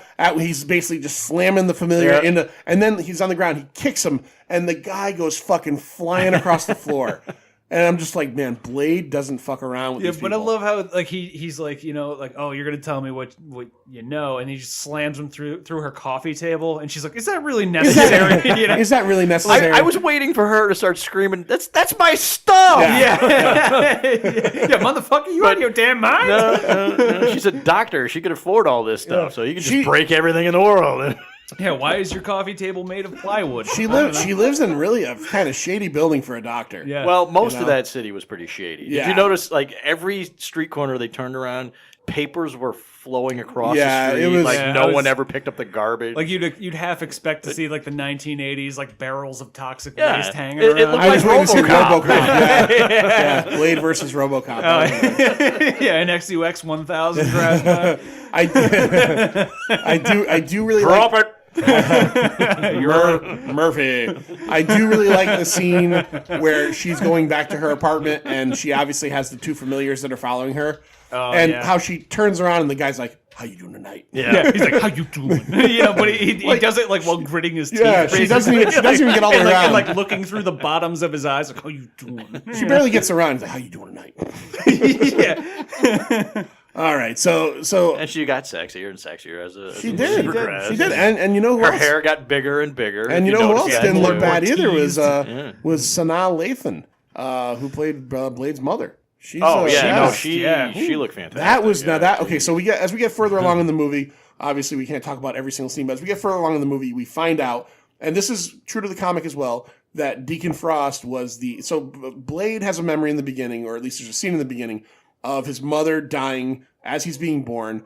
We find out through How Whistler, he has that memory, we well, don't he's know. a vampire. But, you know, He's a vampire. Magic. So as he, not in the comic. no, but in Not this originally, he is. anyway. In this he is. So Until he as meets he's being Mobius. as he sees his mother, you find out that Deacon Frost is the one that killed his mother and basically formed Blade. So we kind of have the Jack Nicholson Joker syndrome going on here, where it all comes back to that. They never. It's kind of funny though when that hits home. It never seems to actually be a plot point. You know what I mean? Like Blade doesn't seem any more mad at Deacon Frost at that point, and it might be because he just spent about 15 minutes basically being like eye fucked by his mother. That's a very creepy scene where they capture Blade and they've got him in the Iron Maiden and they're bleeding him, and his mother just starts to like rub her lips on his lips. Doesn't she And, like? There's a lot of that weird pseudo-sexual. Yeah. Well, I don't Yeah, wanna like call all it on his ear pseudo-sexual, and but- shit. yeah, and she does make the. I mean, they just- do throw the line in there that your mother died a long time ago. I'm not your mother anymore. Yeah, yeah. But it's But still still. weird. It's still absolutely weird. There's a lot of weirdness when it comes to vampires, and because this movie is different styled vampires, it's Right. even weirder. They don't twinkle. No, You know, No, we don't get that. No. That's actually I really like the vampires in this movie because they were all bad guys. Well, yeah, no, There's that's not yeah. one that's like willing to make a deal. Like Right. nobody's good. It's Right. like when you become a vampire, you're evil and you just want to eat people. I tend to go to that side too. Vampires, they're not good people. It's not. Yeah. They're not meant to be good No, people. they're not people. Stop making them sexual objects. Yeah, it's like- they are parasites. They need to be destroyed. It's Yeah. pretty friggin' simple. I didn't play all those games of Dungeons and Dragons and not have to destroy all those vampires. Can I also say something about vampires, especially Asian vampires? Oh yeah, go on. They have extremely weird taste in music they listen to in clubs. You should- Those three girls. No. The three rapping girls. Yes. the baby metal stuff. What the fuck is happening in that That's- scene? That's that like- apparently is an actual Japanese pop group. Yeah. Wow. Yeah, you should look up baby metal No, at some point. Yeah. no, because I'd be honest, I've seen this movie a million times, so I remember the scene. I haven't They're seen not it in- baby metal, but I hadn't seen it in years. It's basically, if you haven't seen the movie, it's basically like three kind of like poppy, anime-looking Japanese girls Another word, rapping, yeah. but it sounds like and it's Yeah. just fucking awful. It's a scene where Blade goes to is it find. awful? Do you think it's awful? I don't find it awful. Are you fucking serious? All the shit you complain about, that didn't bother you? No. Sweet baby Jesus, I will Did never. you see Kill Bill Yes. with the crazy? Yeah. That's totally different. That's How? John, you can't even fucking be serious right now. Do you agree? You've seen Kill Bill. I have. So Absolutely the seen 1, 2, people- 3, 4, 5s, right? That's the name of that band, I think. Yeah. That's like got a melody. This is like three. Who cares? fucking- Who cares this about the is melody? I mean, what difference? Not even close. This I'm is- not even a rap fan. That doesn't bother me. Oh my god. I don't know. I just found that amusing in the full aspect of the Asian community and the fact that they're up on stage in something that most Americans would be more into. I think in the Asian school. I'll be honest. Girls mini skirts. I'm gonna and knee-high use like socks an and all that. 80-year-old Oh, God, words. here When I was watching that scene, it was angering my blood. I couldn't wait for that to get off the fucking screen. That's because of the music. though. No, the music, absolutely. It was Yeah. fucking awful. Well, I mean, that being said, that's exactly how I would envision a sleazy Japanese club, though. Yeah, no, I'm not. You know, yeah, like yeah. it's Yeah, just but like I think just a bunch of well-dressed they would Japanese probably have, like, guys, Chinese stone-faced, women instead. watching like these just animated girls. you Yeah. know? Attached to that scene, though, we have the Pearl scene. Yeah, that was creepy. Yeah. Yeah. Yeah, Pearl, that was a pretty good effect. Yeah. However they did that. Apparently, it was like 600 pounds of latex. Whoa. Yeah. Pearl- and they actually had to put somebody in there, Yeah, and they yeah. pumped cold air into it as well because it was so hot. So Pearl, if you haven't seen it or if Yeah. you're just catching up, Pearl is the archivist, like the librarian for the House of Erebos or whatever it was called. So most of the vampires that you see in this movie are humanoid looking. They look like regular. But then you get a couple like they mentioned later, her boyfriend Curtis, he doesn't turn, he becomes like a rat vampire. yeah. Karen. Yeah, which you means it makes no real It made no sense. It made no sense, and he also changed his voice to a different accent. Yeah. Because, like, at the beginning, he's like, Jesus, Karen, I'm just trying to make this work. And then, like, Karen, do you think about us? yeah. It's like, his hair got worse. Have you ever thought about us? Yeah. He has a great the cadence is great. Tell me, Karen. Yeah. It's so weird. So you get like that weird rat vampire type thing, and then you got Pearl, who's Jabba the Hutt vampire. Yeah, and with a high squeaky voice. who Yeah. also sounds like Judge Doom at the end of Who Framed Roger Rabbit. I killed your brother.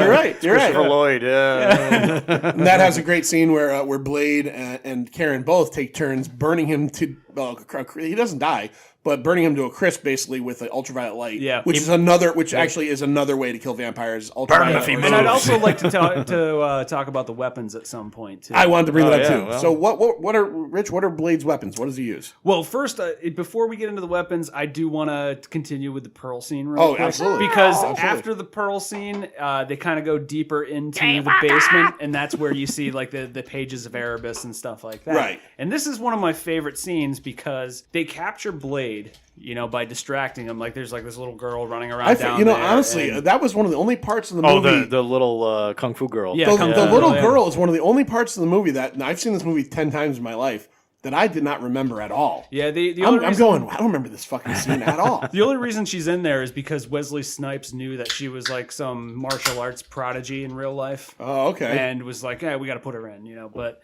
Well, it worked. But what I liked was that they capture Blade by using this distraction, and then Donald Logue is trying to do his best, interrogation almost by like sticking a stake into Blade's shoulder. To get him back for what he did to him earlier. Yeah. He's like, actually, Blade, I owe you 2.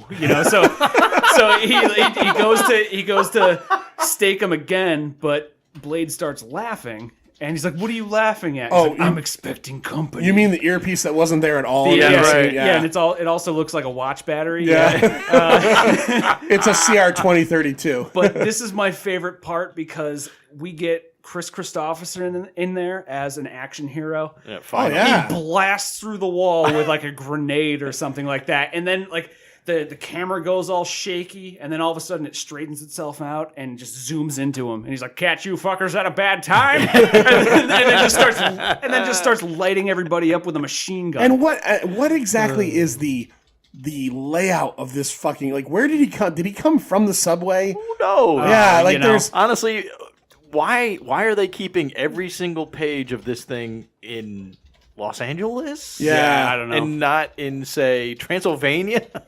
it is fucking weird. There's again, I really enjoy this movie. At the end when we rate it, I'm going to give it a good rating. But there are definitely some loopholes here. I could have sworn at one point, at least in a previous viewing, that when they were looking at the pages of this thing, someone looked at it and goes, "Is that a face?" Because I thought it was all taken from like human skin. Oh, that I don't it was remember. written in blood. is what But it I was. thought everything was written on human skin, taken Oh, from. I don't know. But again, vaguely recall this, but obviously There's actually a maybe deleted- it was a deleted scene that I saw somewhere. There's a deleted scene that never got filmed, but there was a deleted portion of the screenplay that the bigwigs at New Line were like, no. When Karen Jensen first meets up with Blade and Whistler and goes back to their base, they have in like a jar or a cage a vampire fetus, baby, yeah. a vampire Oh, yeah? baby, and they're testing shit on it. Oh, Yeah. nice. So like it's purely a baby. It's not like a kid. It's a baby, and they're testing different weapons on it and to see what works. And then the people at New Line are like, no, Yeah, we can't do that. we can't fucking torture a baby, no matter what kind of baby it is. Yeah. So speaking of we'd the never be weapons, able to though- release it. Yes, weapons. So speaking of the weapons, I mean, what I loved about the weapons in this movie is they looked like they were handmade by a Chris Christopherson smoking cigarettes and listening to Creedence Creedence Clearwater. Clearwater, yeah.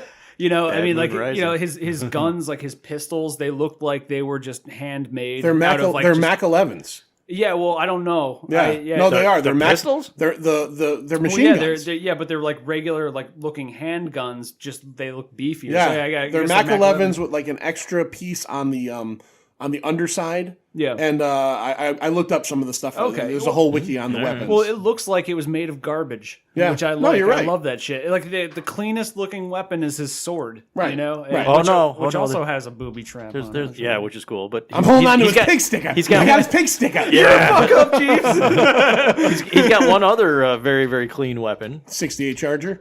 Well, no, not that. His heat seeker. Heat No, seeking his Dennis. weird little boomerang thing that comes Oh, right out of yeah. Beastmaster. The glaive. It's called the glaive. It's in this not a movie. glaive. It's called the glaive. The S blade. Yeah, that thing. Yeah, which I don't know where the hell they came up with that one. So Well, he needed to throw a boomerang. he's got the awesome glaive. I was waiting for him to start talking to panthers and ferrets. He's got the shotgun with the stakes, the awesome silver stakes. Yeah, and again, that's cool. Like that makes sense. It's like, okay, Right. well, this old man took a shotgun and bolted a couple of tubes on it, and made like Right. 2 extra launchers for steaks. I mean, that She makes ends sense. up making him the vials of the coagulation EDT. So basically, she creates something that reacts violently to vampire blood. Yeah, it's an anticoagulant. Anticoagulant. Because she's a Hematologist. hematologist. And one of my other favorite weapons Hematologist. that he only uses once, but it's used in a badass fashion is like he has like razor wire garrotes kind of built into his belt. That's how he kills Quinn. When Quinn at the end goes to rush him, and again, I want to get into that scene in 1 second because that, as much as the beginning with the blood rave where it starts off and he crawls and then Blade shows up crystal clean and takes out the whole room, the last scene where after Blade has been completely drained of blood, he's all fucked up. He feeds off of Jensen, and now he's got to stop Deacon Frost from becoming Lamagra, which is going to be the blood whirlwind, and it's going to take care of all the people. It's going to kill all the humans on Earth.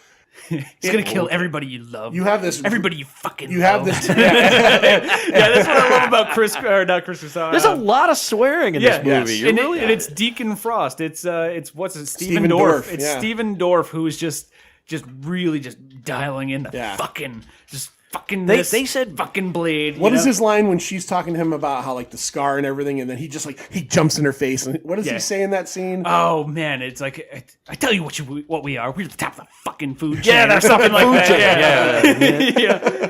He's coming for you. He's gonna kill everybody, everything you know, everything you fucking love. We're the top of the fucking food chain. I'm like, okay, so you're gonna destroy your food chain. Yeah. Nice job, asshole.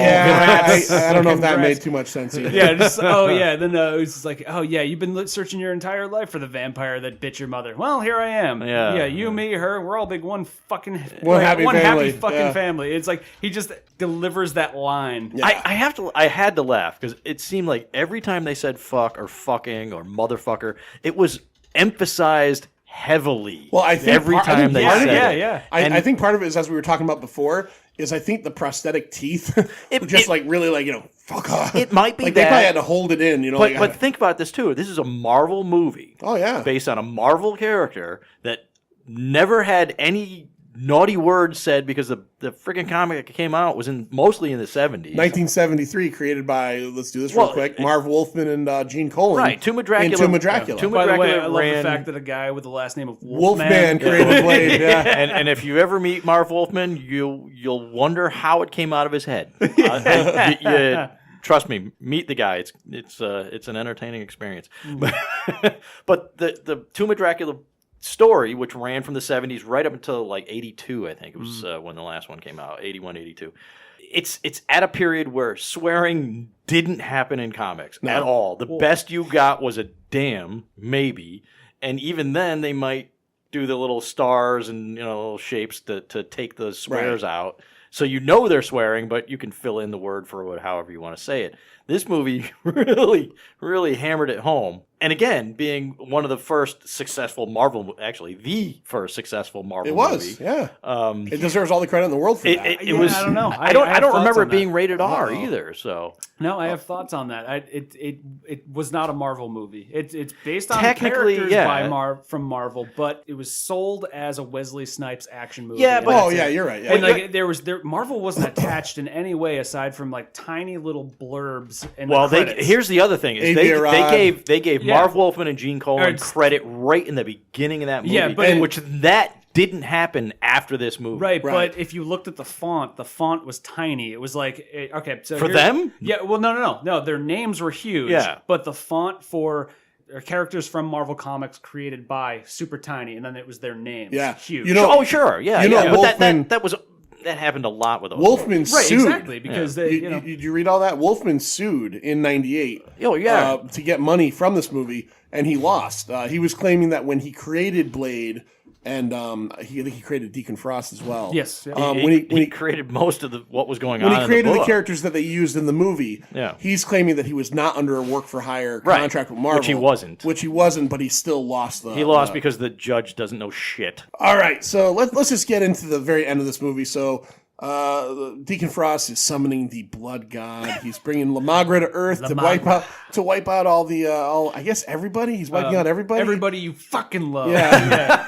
And Blade's not going to let that happen. So Blade has just very sexually drained Karen of 98% of her blood. But Blade is also, which we didn't know this before, after he's stripped with his clothing, and you get to see him all, half naked, snipey, All snipey, and he's got all the tattoos on his back, Yes. that we didn't see before, going up his neck, and there was another thing we were talking about plot holes earlier that I didn't understand. So Blade was created by Deacon Frost in 1967. Mm-hmm.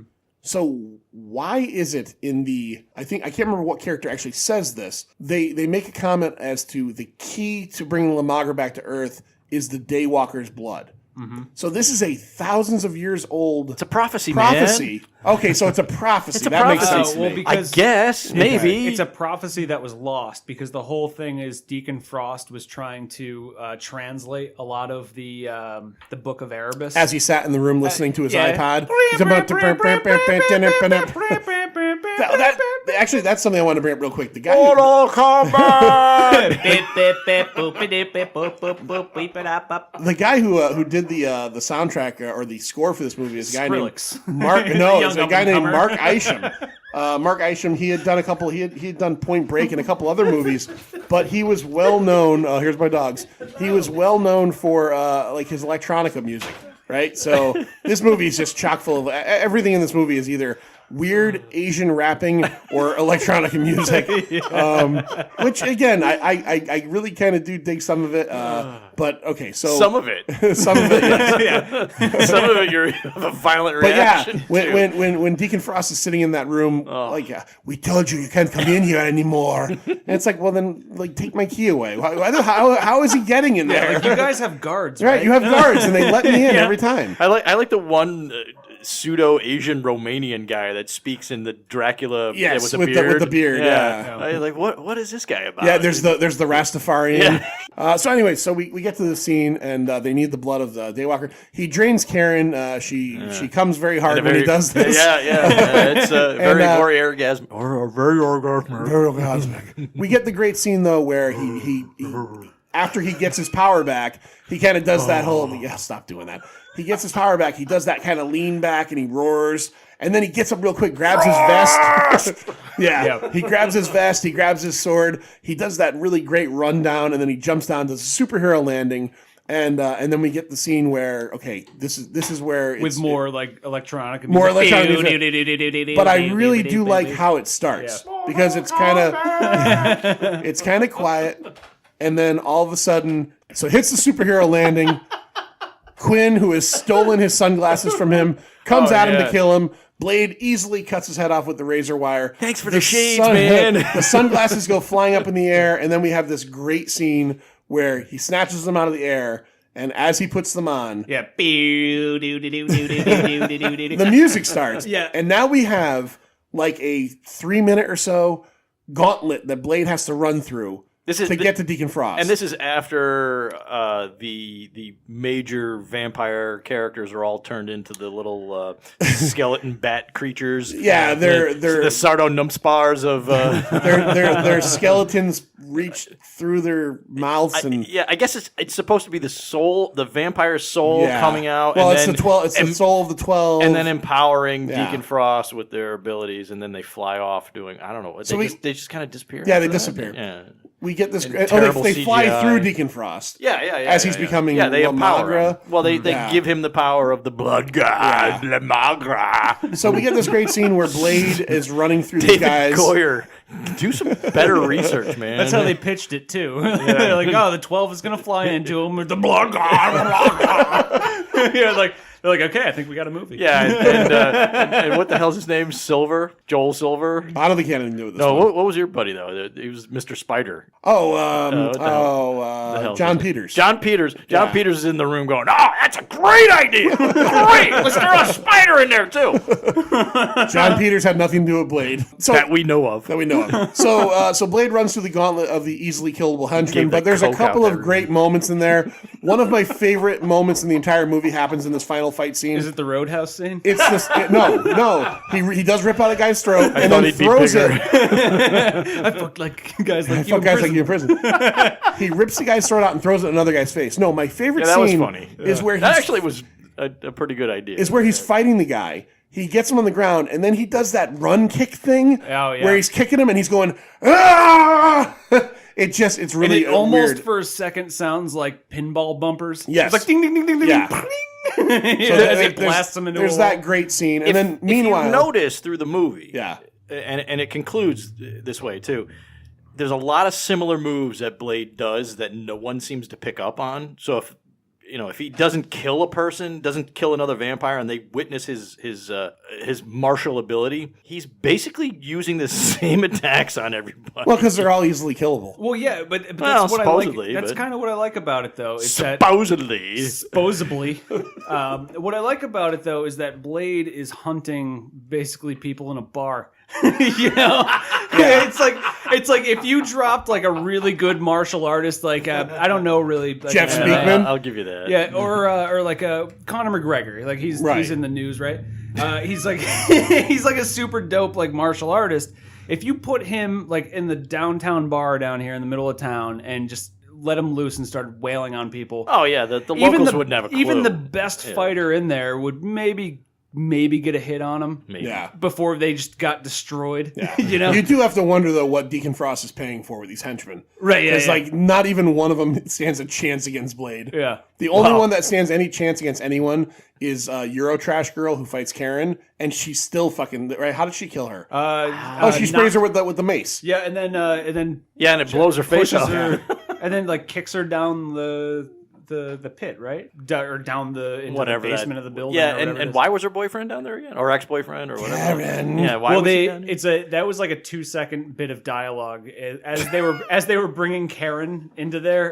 Was it Donald Logue and Stephen Dorff were talking? Or telling her what happened. He's just like, yeah, so a lot of people turn. Sometimes they turn into some sort of zombie. We don't know why it happens, Yeah, but they're- sometimes it just does. Oh, I missed that. And there's no And actual. then they kick her into the pit. Yeah, They and kick then her in like the she pit. hits her head, Yeah. but still gets up. She And gets it's up. like, She's fine, yeah. Karen, have you ever thought about us? And then she crawls out without a problem. She crawls out, and he's just left there. Like there's no actual. Yeah. he's there now. He's there right now. Yeah. She's got a thigh bone that she's using to help claw her way out of the hole. Like, Yeah, oh, there was definitely a moment where David Goyer went, I don't know what to do with her right now. I don't know what to do with her. yeah, she he did dispatched- that from the beginning. Let's bring Curtis back. I'm going to make her a hematologist. I don't know what that is, but I'm going to make her a hematologist. She dispatched her ex-boyfriend as if it was like a malnourished kitten. Yeah. Like she just like pushed him out of the way and climbed out of there. Yeah, that was not great. So we get through. Blade does that running kick thing to that guy, and then he ends up killing everybody. And then we have the scene where you have Frost versus Blade. Finally, the showdown: Lamagra versus the Daywalker. Yeah. I do like the fact that they picked Stephen Dorff because he's not physically imposing in any way, shape, or form, but it does go to show. Honestly, neither is Wesley Snipes. Oh, sure he is. He's more built up than Dorff is, obviously. Much more. Yeah. But as far as, compared to a lot of the other action heroes of the time, Oh, well, yeah, but we're at the time. he's no big muscle. No, He's because built. because we're raised here in America to think that everybody's Schwarzenegger or Stallone. Right, exactly. And they're not. Right, you know? but compared to everybody in the movie, that guy's a monster. Yeah. Oh yeah. Well, There is that guy. honestly, it's Donald Logue. I mean, come on. This guy played a fat guy on TV. Yeah. It's Chris Christopherson. Yeah. Yeah, everybody in this God damn movie. it, Blade. I wonder if Wesley Snipes had it in his contract that everybody in the movie had to be pretty doughy. Yeah, to like- make him even look even better. Yeah, he had a Tom Cruise clause Yeah. where everybody has to stand on a milk crate for him, so Yeah. like everybody else has to be doughy. It makes me wonder if like Udo Kier had a six pack and they weren't allowed to show it off because it would show up Stephen Yeah. Dorff. Yeah, with his little belly. Donald Logue showed up on the first day of Blade. He just got done eating at Hardee's. Donald Logue showed up on his first day at Blade all jacked up, and they're like, no.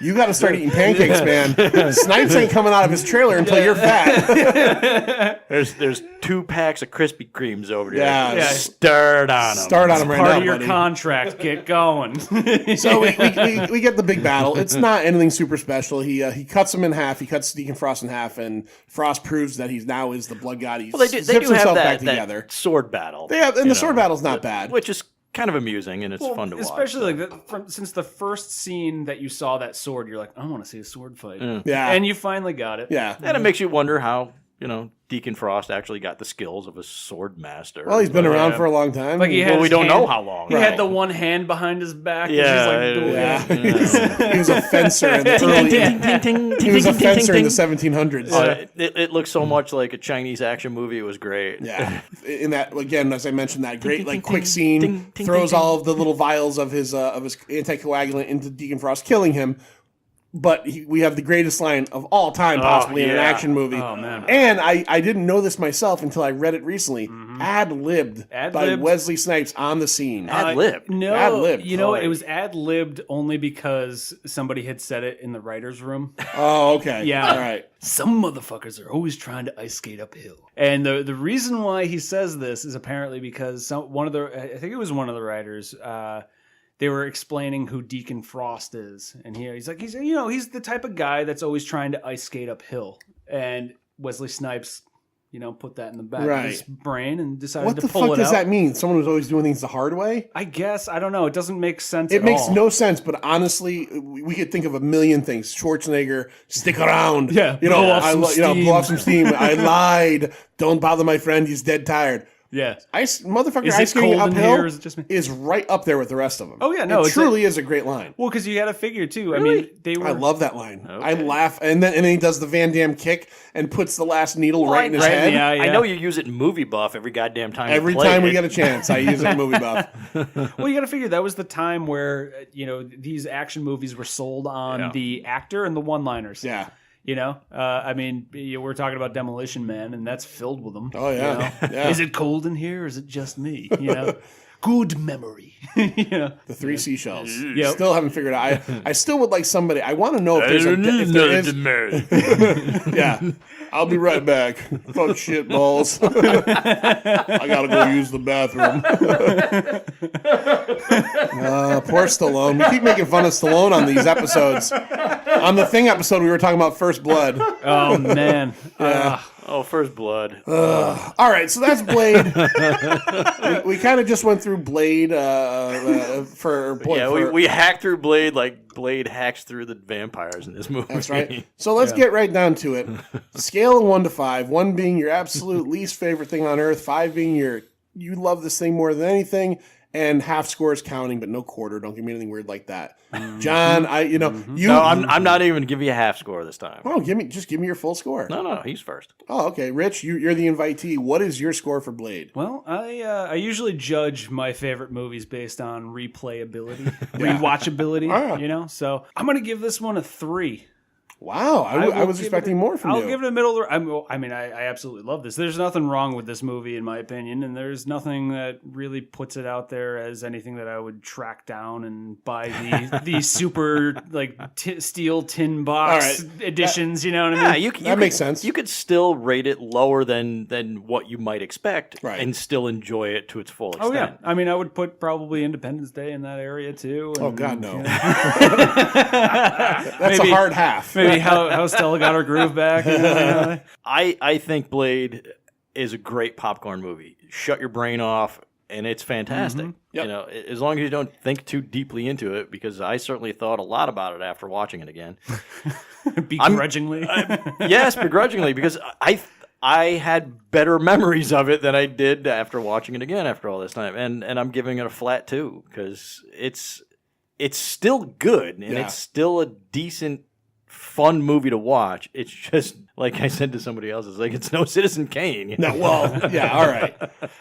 All right, well, I'm going to go, and I'm going to give Blade myself. I'm going to go 3.5. I'm going to go 3.5. Right. It still holds up for me in a lot of ways in the pure 15-year-old kid, even though I wasn't 15, enjoyment of watching an action movie. As we talk about it tonight, the plot holes really fucking even more so than when I watched it the other night. There was stuff that was striking me when I watched it the other night, but the more we talk, I'm like, Jesus Christ, man. It doesn't work. There's all, especially on the vampire plotting end of it. Like, again, why the fuck do these family of vampires do whatever Deacon Frost says because he killed Dragonetti. Well, that's one fucking guy. And you know, it makes no sense. We were talking about it off air, but we didn't bring this up. Just the weird shit that would happen, like when Whistler goes to fill the car up with gasoline, spills the gas everywhere, lights up a cigarette right next to the. And that's not even my problem with it. My problem with that scene is like they make it a point to say that they go town to town, wiping out vampires, and they're traveling, right? But he's got all the tools there. But they're in a place where they have a goddamn underground gas tank, like that's filled with gas. Filled with gas. That they're willing to dispose of on the ground Yeah. before they even put it in the car. Not to mention the doctor's chair that he straps him down to so he could shoot him up with his serum every time. Serum, man, or like how Karen, like there's one scene where they come in and they're like, "Where'd you get all this stuff?" And Karen's like, "Oh, I went to the hospital and borrowed some equipment." There's like centrifuges and shit in there. It's like just thousands upon, like hundreds of thousands of dollars worth of equipment. Just nice missing. job, Goyer. There is God damn it, Goyer. There is one line I do like a lot in the movie that we were talking about something kind of close to it earlier. Is when he beats up the cop and starts taking his shit, and she's like, "Now you're gonna rob him," and he's like, "This operation is exactly the March of Dimes." Yeah, he takes his watch. This operation. What do you say? He takes his watch and It's fake. It's fake, and then just like slaps it on him. You're like, "Oh, shit." But then, you know, that's another thing that I really liked real quick is the fact that, you know, Whistler and Blade are not good guys. No, right? They're just trying to wage a 1-man or 2-man war on the vampires, and they are going to steal and do whatever they have to do to get it done. It's one of the best aspects of the film is interaction between Snipes and Christopherson. Yeah. I don't know if they got along. Don't really care. Yeah. They portrayed their characters well together. Yeah. And everybody enjoyed it, which is why when they killed off Whistler in the first movie, spoiler, sorry. Yeah. That they brought him back for the second immediately in the second movie to kill him off in the third movie. You're right. Oh my god, I can't believe we didn't even get into the sequels. No, Jesus we don't even want to touch that. I will say this though. I will say this. This might not be popular. You may never have seen it. Spike TV did a 10-episode TV show. Yes. That I thought was pretty damn good. Which apparently was supposed to go longer, but they... It only reason it got canceled, it was not because of viewership. Right. It was because it was too expensive. Right. Spike was and like, Spike didn't have enough money, yeah. I watched it. I got to be honest with you. I thought it was pretty good. I don't know if you hated it or not. They didn't cancel it because the guy that played Blade, his name was Sticky Fingers. Sticky Fingers. From Onyx. Actually, I think he went by Kirk Jones at that point. My real name is Sir John. Oh, well, shit. All right, so Rich Smith, the Rich Smith robot, and Raw Viewage. You want to tell everybody out there where they can find your stuff? Is there anything new with Raw Viewage happening? Yes, there is some new stuff with Raw Viewage happening. We finally got a couple of episodes ready to rock. So at Raw. You're willing to do more podcasts after this one? Good for you, man. I mean, hell, if you guys want to watch Stella Got Her Groove back. We could do I'd that be on willing Raw to come back. Anything is possible. Yeah. So at Raw Viewage, we're on Instagram and Facebook for that. On iTunes, Stitcher, basically every podcasting venue there is, SoundCloud, all that stuff at Raw Viewage. For me, SoundCloud? Yeah, SoundCloud. And then myself, my personal stuff is at the Rich Smith Robot. That's where you can find all my illustration stuff. And, seriously, check Rich's stuff out. Rich is awesome. Me and Lou covered Retro World Expo. I always forget the name of it. Up in Hartford, it was a gaming convention. Rich had a booth there. Checked out all his artwork. Awesome. I had you do a Swamp Thing for me. Mm-hmm. It's hanging up in. I want to show you where it's hanging up too before you leave. It looks awesome. I put it up on the what's the Facebook page? The Parliament of Trees. Yeah. And I got a ton of people liking it a lot. Cool, so cool. It's a Swamp Thing fan page. Oh, right. And I put it up there. And I don't want to say this wrong. So if you want to correct me, you have kind of a cartoonish style. In your art to an extent. It's less. Again, I hate to pigeonhole artists, but it's not the hyper realistic style. Exactly, not hyper realistic. Well, it's like, I can do hyper realistic. It's not what I like to do. Right. I think my actual style is probably closer to what you would see in like a video game manual or Yeah. like a Saturday morning cartoon It's show. not just because you're here; it's totally rad, and we dig it. And we're gonna when we put this out, we're gonna put up the pictures that you brought us today. The two, cool. The two actual The real pictures blade and the movie the blade. real blade and movie blade. Which, like the real blade, I was like, man, I'm jealous because I kind of want to keep that one. It's awesome. So that has been Pint Movie Invitational Series, episode number whatever. At this point, it'll probably be number 2 by the time this comes out. Rich Smith, check him out on all those things. Check Raw Viewage out. Check me and Sir John out at www.pintofcomics.com. And check out, as Sir John says, the words that get us out of here every single time. See ya. See ya. See you fucking later. One more F-bomb. It's over, Johnny. It's over! Nothing is over! Nothing! You just don't turn it off!